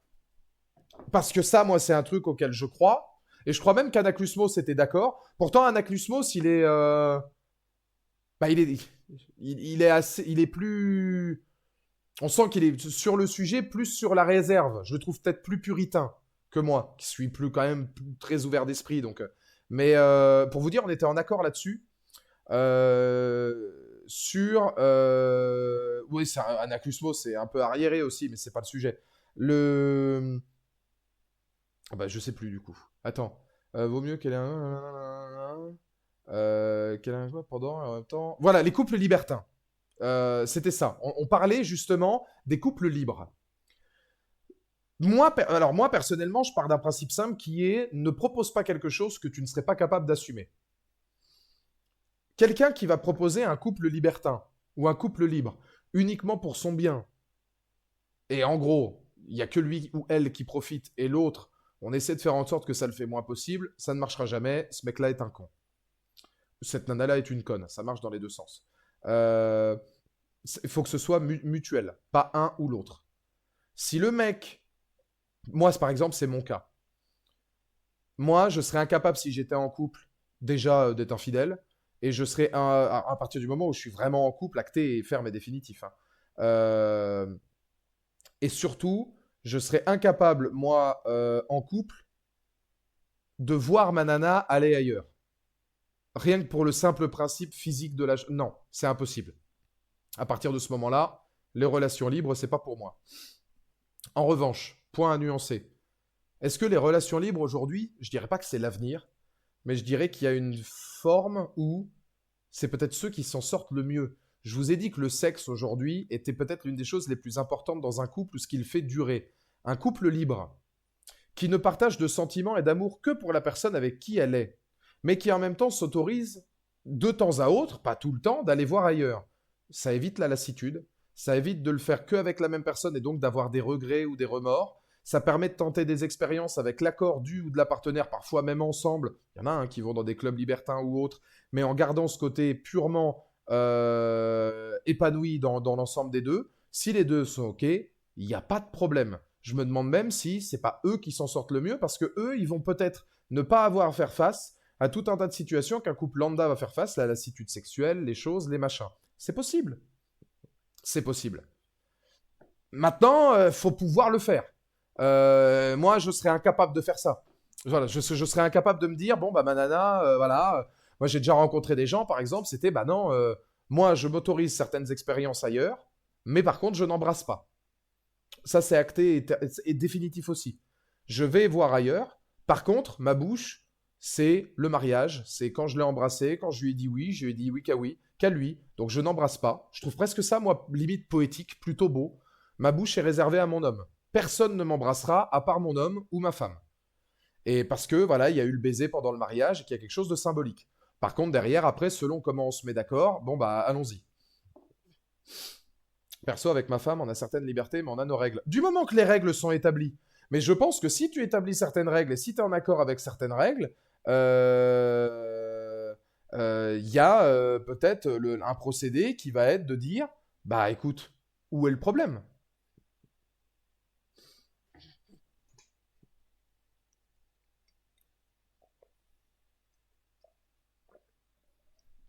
Après, alors je vais poser deux questions dans le chat, parce que j'avais dit que c'était participatif. Je sais pas si on aura le temps de faire radio libre.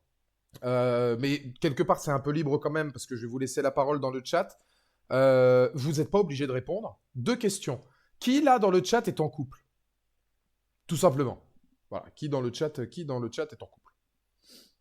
L'avenir, c'est les couples qui vivent chacun de leur côté. Il y en a de plus en plus. Oui, aussi, il y a ça. Il y a ça aussi, hein. Le fait de ne pas vivre chez la personne et de se dire, bon, bah, on garde nos libertés en étant chacun de notre côté. Voilà. Alors, on a Bielsa qui est marié. Bon, Preach, oui, c'est Bou. Alors, encore une fois, vous n'êtes pas obligé de répondre. Alors, si après, j'ai pas beaucoup de réponses, du coup, en couple depuis plus de 13 ans avec la même personne.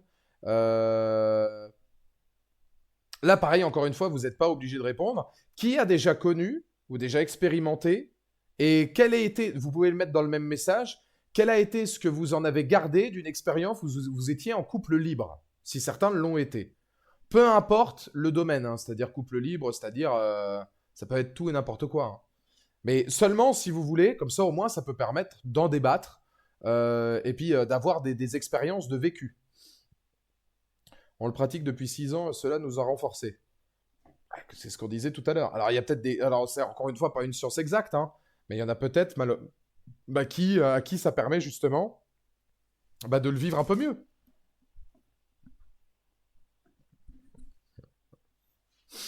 C'est possible.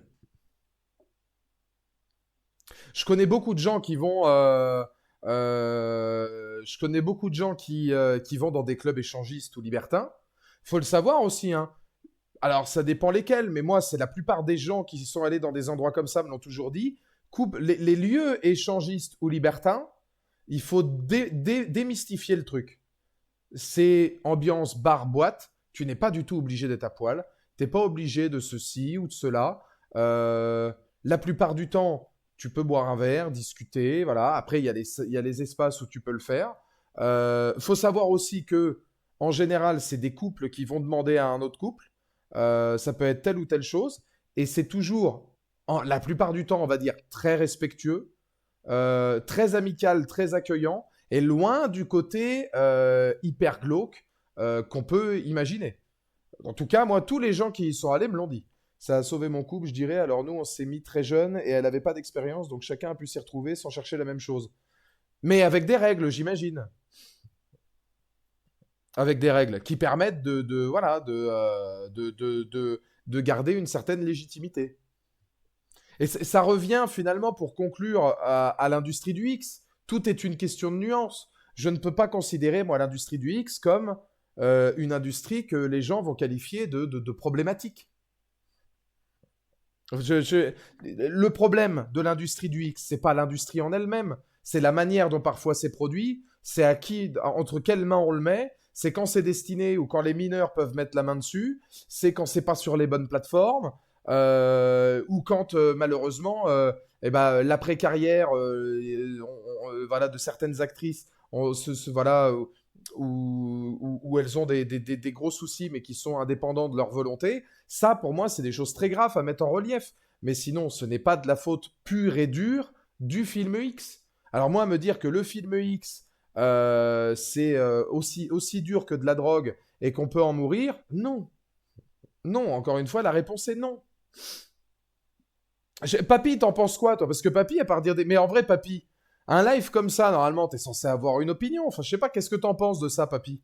Ah, toi, t'es fan de Ray Lil Black, alors j'imagine un peu ton opinion sur le sujet. Chose que je peux comprendre, hein, d'ailleurs, hein. Mais il y a deux poids, deux mesures. Il y a toujours des nuances à proposer. Mais encore une fois, moi, je vous dis, mettre bah, justement une vidéo de Ray Lil Black au même titre que prendre un, un morceau de. Enfin, un morceau. Un petit. un petit truc d'héros. Moi, tant que t'as 18 ans, branle-toi à fond sur des pornos toute la journée si tu veux. Ah, faudrait pas que ça devienne une addiction qui. Ou pareil, faut pas non plus que les gens considèrent que le porno, c'est une façon comment dire? Ah, ça va être intéressant, ça, tiens. Il y a encore une nuance à faire. Il y a beaucoup de gens, peut-être dans le chat, qui vont vous dire le porno, c'est pas la réalité. Il faut pas s'inspirer du porno pour avoir des relations sexuelles ou considérer que ça, c'est le vrai sexe. C'est totalement vrai. C'est totalement vrai. Non, c'est totalement vrai. Regardez n'importe... Enfin, après, il y a le porno soft, etc. D'accord. Mais quand tu regardes du porno, toutes tes relations sexuelles ne seront pas comme du porno. Donc, c'est vrai que il faut pas considérer que le porno, c'est la vraie vie. En revanche, est-ce que le porno, si t'en regardes, admettons que ce soit du porno soft ou autre, ne peut pas te mettre un minimum en confiance? Je parle de mon expérience personnelle.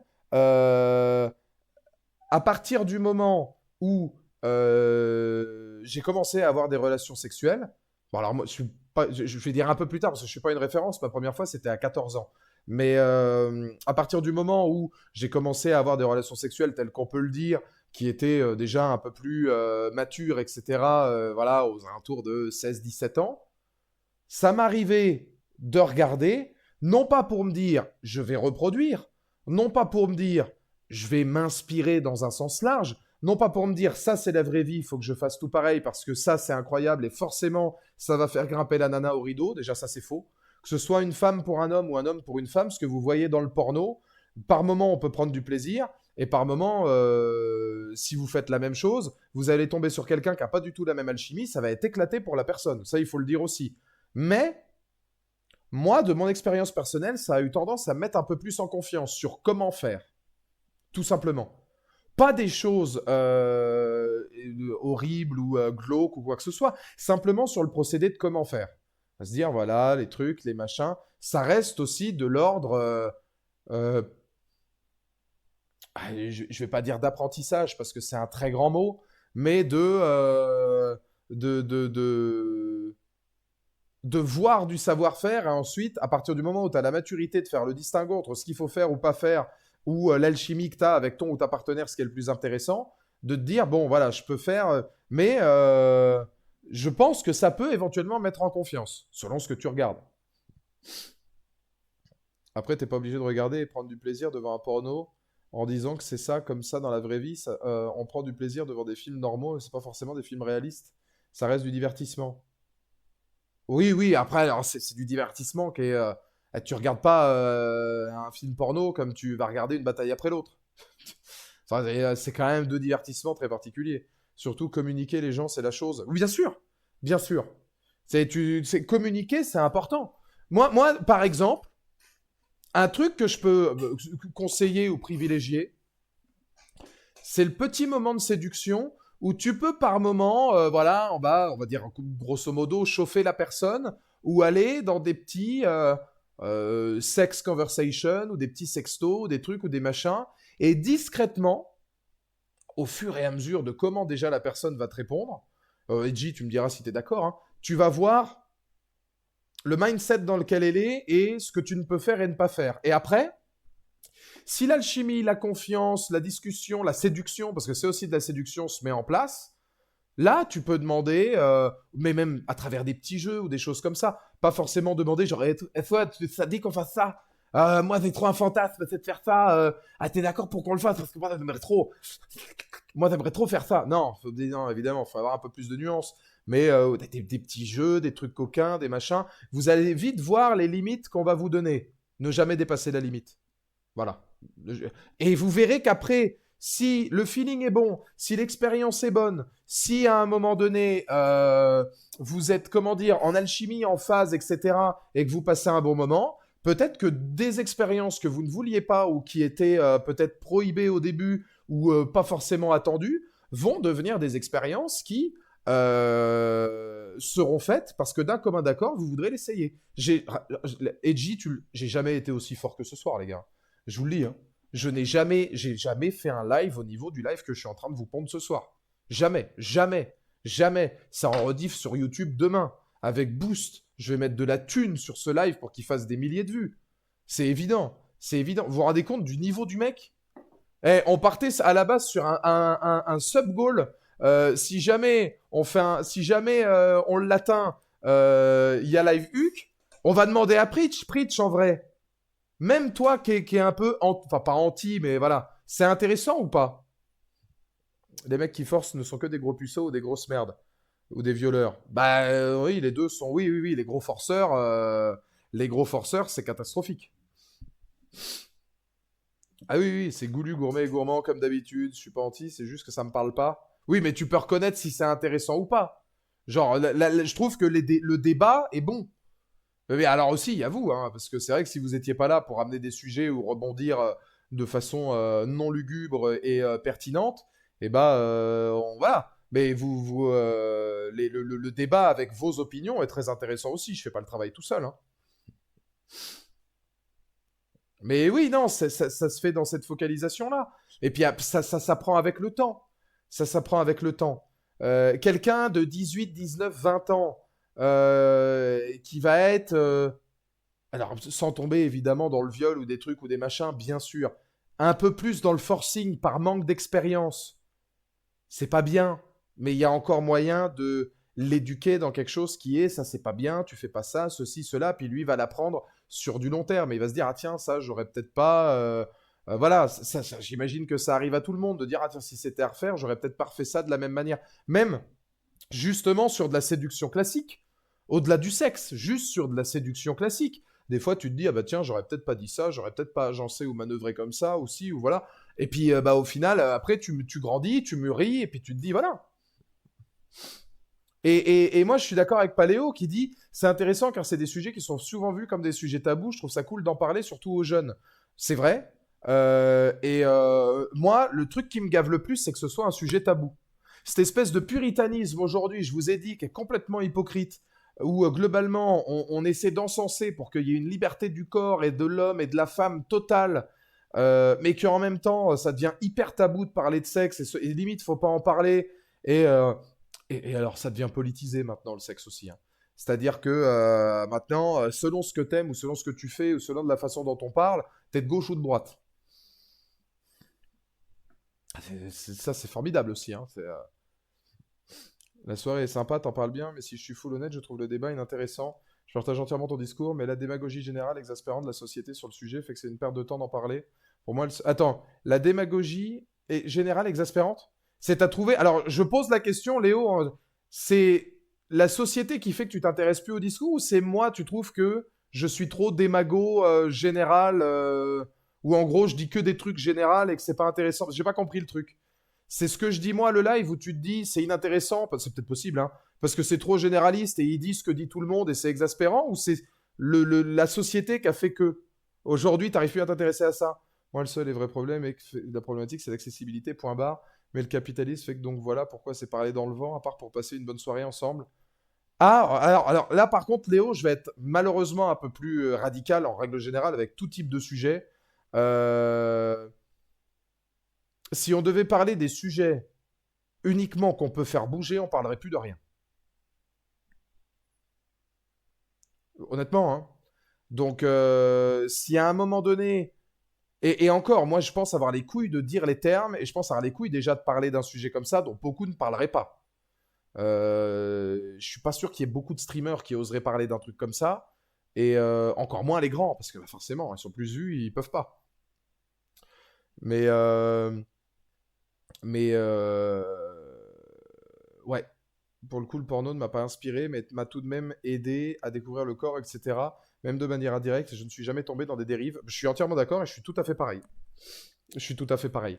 Après, moi, encore une fois, moi, j'ai été, entre guillemets, attiré ou intrigué. D'abord intrigué, ensuite attiré par le sexe assez vite. Euh, et donc forcément, derrière, c'est venu assez naturellement. Mais c'est venu avec la... Enfin, tout a évolué au fur et à mesure de la maturité que je prenais, bien sûr. Et puis j'ai toujours été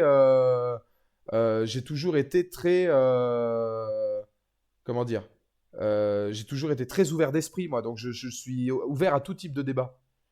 Mais à partir du moment où tu pars du principe que telle représentation de tel sexe est un reflet de la société, c'est normal que ça se retrouve sur le débat politique. Oui, mais considérer que parce que tu as tel type de discours ou parce que t'aimes tel, parce que ça je l'ai entendu aussi, t'aimes telle position, t'aimes tel truc, t'es forcément de telle caste, j'ai tendance à considérer que l'être humain est un peu plus nuancé que ça. C'était dans ces termes-là que je le disais. Le problème n'est pas l'accessibilité, plutôt le manque d'éducation. Les deux. Les deux. Le porno se trouve beaucoup trop vite. Pour un site qui ferme, t'en as 10 qui ouvrent. Mais oui, après, l'éducation fait que. Ça, c'est sûr qu'à un moment, encore une fois, je le redis, hein, euh, Adé Laurent, il l'a dit aussi sur ses plateformes TikTok. Par exemple, Anna Klusmos disait il y a des propos d'Adé Laurent qui sont problématiques. Si à un moment donné, les parents considèrent qu'Adé Laurent est problématique, ils peuvent très bien bloquer ou mettre des accords parentaux ou faire en sorte que ce contenu-là ne soit pas vu par les enfants ou par les ados, même sur les comptes style Instagram, TikTok, etc. Et puis comme ça, l'affaire est réglée. Hein. Au-delà même des trucs de cul. Après, ça m'amuse parce que la société française a toujours été soit dans l'extrême puritanisme, soit dans l'extrême libération sexuelle, mais on n'a jamais trouvé d'équilibre. Il y a un peu de ça, ouais. Mais bon, l'extrême libération sexuelle, c'était les années 60-80. On en est loin maintenant. Hein. On en est loin. Et genre, il est beaucoup plus dans la caricature aujourd'hui, hein, parce que quand tu vois le process, bon.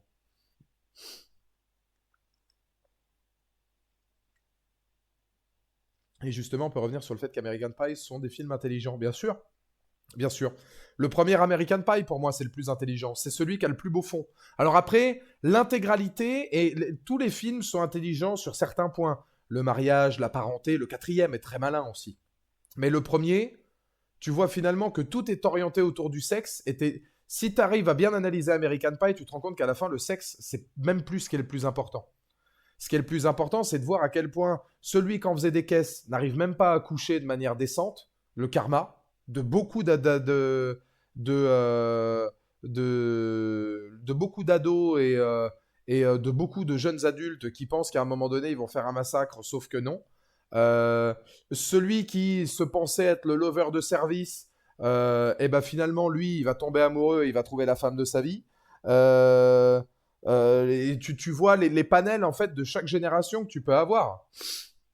Le 2 c'est peut-être le moins intelligent de tous. C'est un peu, un peu le plus bateau, même si au final, il y a quand même une belle histoire d'amour qui se crée à la fin. Je trouve que le 3, le 1, le 3, le 4 ont des thématiques intéressantes. Oui, enfin, les parents, ils peuvent pas non plus tout voir. Mais c'est le rôle des parents, ça. Et les enfants, ils peuvent toujours essayer de contourner. J'ai passé des soirées dans mes 13-14 ans à contourner les contrôles parentaux et réussir, non pas pour aller voir du porno, mais juste par principe que ce qui se passe sur mon téléphone, c'est ma vie perso et pas celle de mes parents. Et oui, mais aujourd'hui, la société a évolué, Anaclusmos. Tu peux poser un accord parental qui va considérer que ça. Et alors là, je suis désolé, bon, qui est d'accord ou non avec le terme d'Anaclusmos? Dites-moi dans le chat. Les parents peuvent pas tout voir. C'est pas un peu leur rôle? Quand t'as moi, si un jour j'ai une gamine et que j'ai la chance d'avoir une gamine, ce sera mon rôle hein, d'être casse-couille à mort et de tout voir. Quand elle aura 11, 12, 13, 14, 15 ans, c'est mon rôle de tout voir. Ça s'appelle de l'éducation. Hein. Non, mais aujourd'hui, Val en parle d'il y a 7-8 ans. Oui, mais c'est pour ça que je te dis que les situations ont évolué. Alors, le contrôle parental, c'était peut-être la seule option à l'époque. Et encore, moi, je trouve qu'ils ont eu raison. Mais là, aujourd'hui, tu peux largement mettre en fonction de ce que tu veux voir, pas que la personne voit. Mais les parents peuvent pas tout voir. Encore heureux que c'est leur but. Encore heureux que c'est leur but. Tu changeras d'avis quand tu auras des enfants. J'avais le même discours quand j'avais pas d'enfants. Oui, mais toi, tes enfants, ça dépend quel âge ils ont. Enfin, moi, je veux dire, si j'ai une gamine, on en parlait encore avec mon pote Libelli tout à l'heure, le malin. Bah, écoute, à un moment donné, c'est le rôle des parents.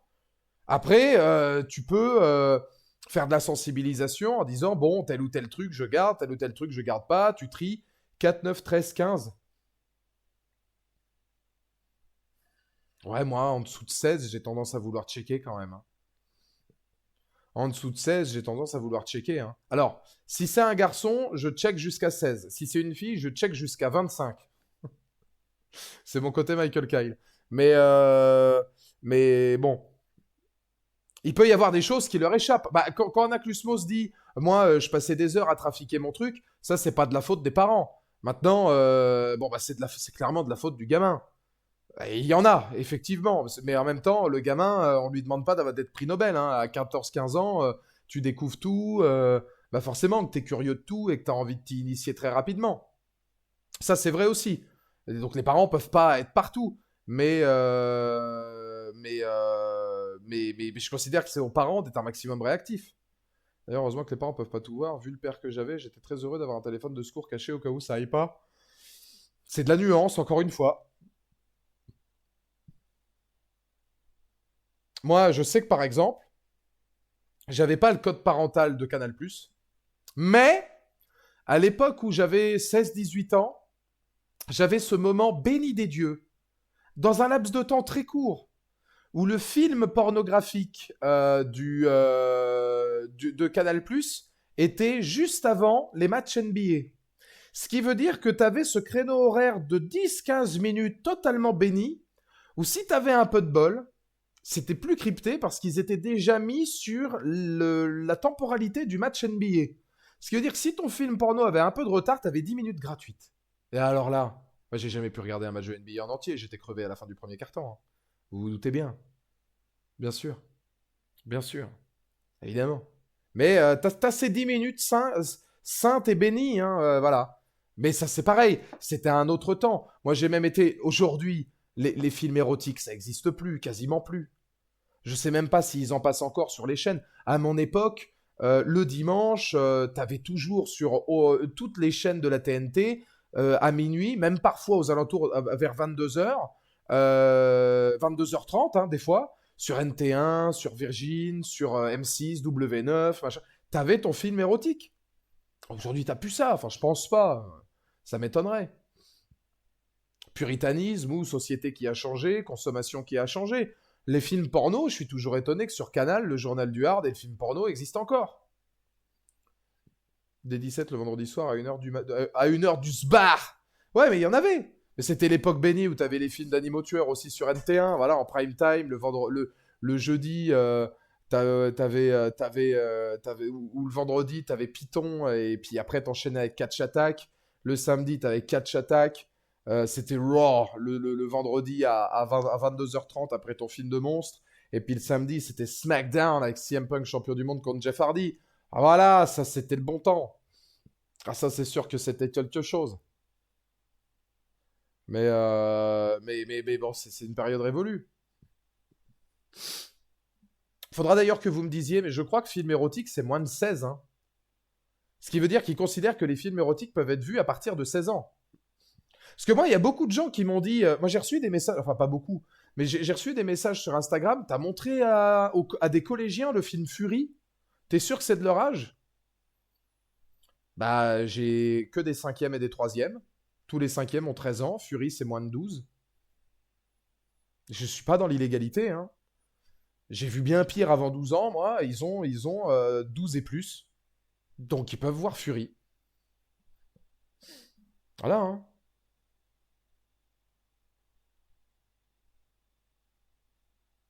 Fermer les yeux est la meilleure façon de mal voir, c'est ce que je disais quand je parlais de société des magots. Oui, parce qu'aujourd'hui, on n'en parle pas ou on fait semblant. Mais c'est hyper dommage. C'est hyper dommage. Mais c'est comme ça. C'est comme ça. On est dans. Moi, je pense que les dérives aujourd'hui des réseaux, du porno, de toutes ces choses-là, sont des dérives qui sont le reflet des dérives de notre société actuelle.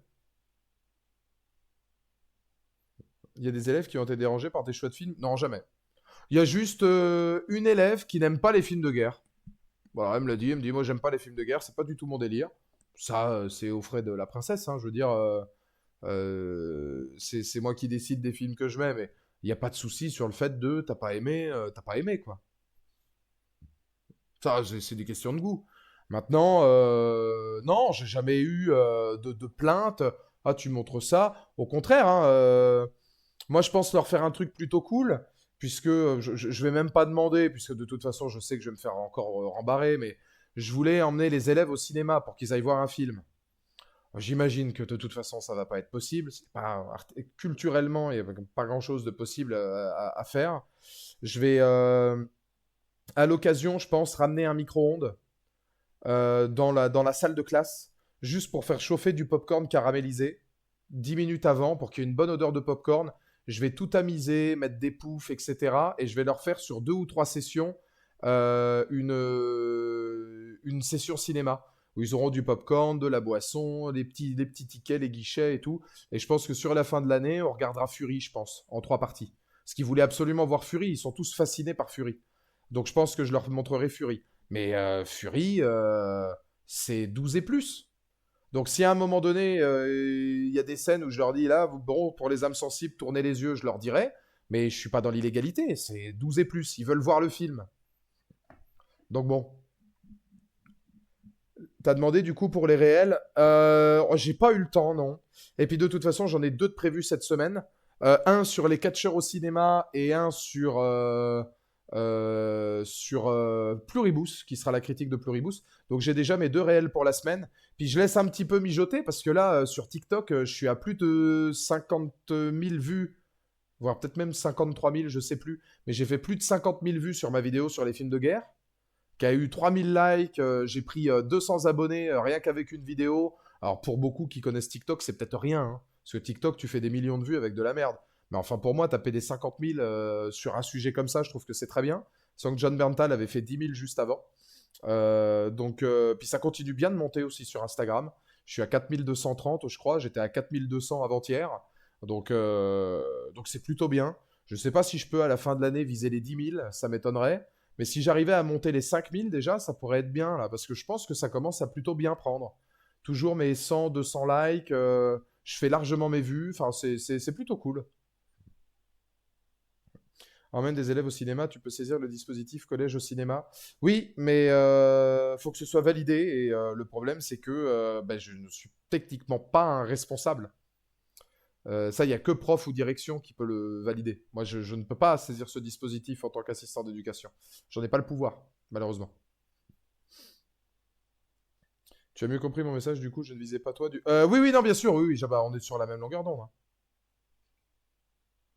Mais voilà, c'était mon petit coup de gueule qui méritait quand même une analyse. Bon, encore a duré pas loin d'1 heure et demie, hein, mais qui méritait quand même une analyse parce que je considère que finalement, on est assez hypocrite et on ne comprend pas l'univers pornographique.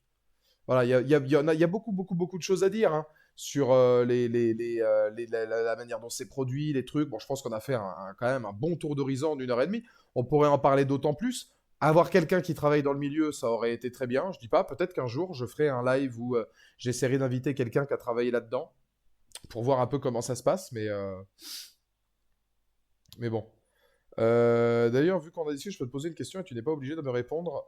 Oui, oui, vas-y, Bielsa, oui. Mais moi, j'ai trouvé ça très intéressant. Personnellement, moi, j'ai trouvé ça très intéressant. Les échanges étaient bons. Et encore une fois, je vous le dis, merci à vous, vraiment du fond du cœur, hein, parce que je pense qu'on est une des rares chaînes où on peut le faire sans que ça parte en live. Voilà, il y a de la bienveillance, c'est sain, un peu de vanne, mais pas trop. Et honnêtement, je sais pas si il y a beaucoup d'endroits sur Twitch où même dans le chat, ça se taperait pas sur la gueule, quoi.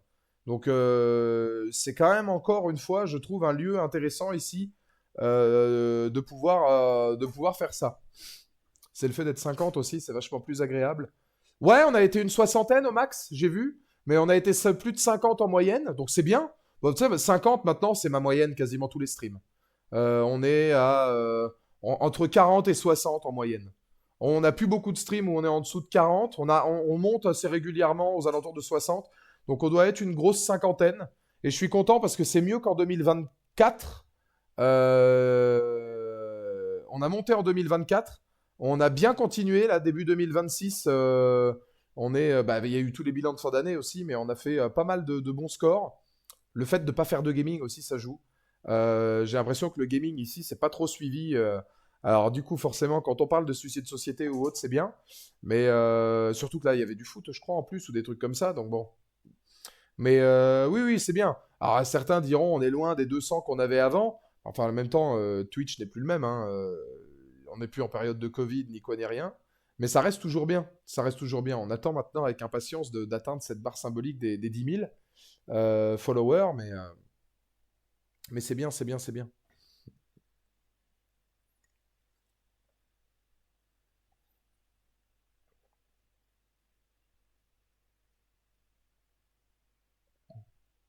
Non, non, si Ronaldo, c'était très intéressant ce que tu as dit aussi, hein.